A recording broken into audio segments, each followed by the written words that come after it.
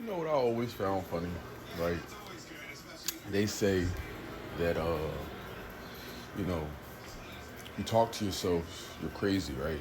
Schizophrenic or whatever label that they put on, speaking to your inner voice. Because we all have multiple influences and different, I wouldn't say voices, but we all have different thoughts running through our head, and those thoughts have different personas in a sense. So once you get to the point, because you got God in your head, because He communicates to you through your thoughts. You have your vices, the things that's basically keeping you where you're at, your habits, how you've built your life up until now. And then you have your inner self that's consciously navigating these thoughts. And some people may have more. But if you ask a question to yourself,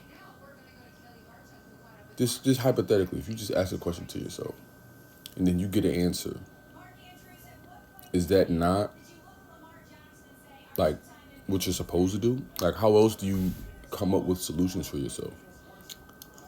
No, I don't think that it's very plausible to think that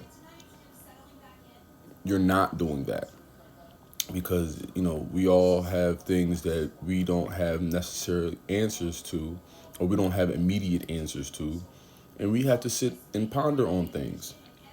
So if you're crazy for speaking to yourself, then how do you ponder on a question? And I understand that there's levels to schizophrenia and what you're hearing, but excuse me, but we're led to believe that we're all boxed into this notion that if you have any conversations with yourself, then you got screws loose.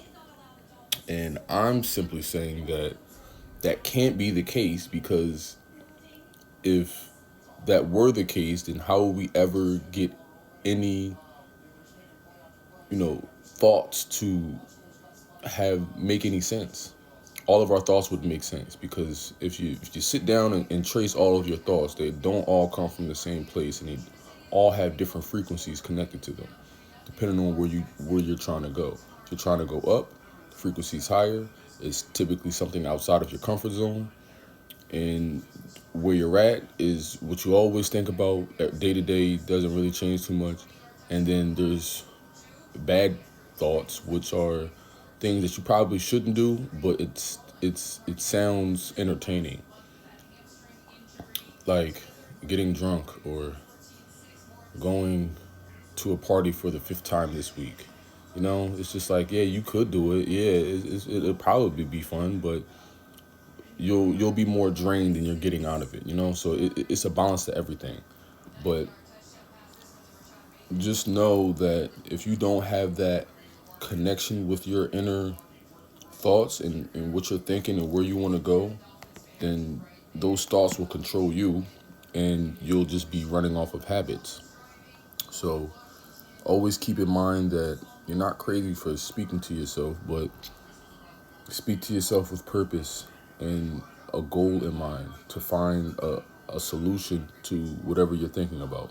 Because it is a difference, and there is levels to this, and you're not limited to what you're thinking only by, you know, standard definition of, oh, it's just one person in my head.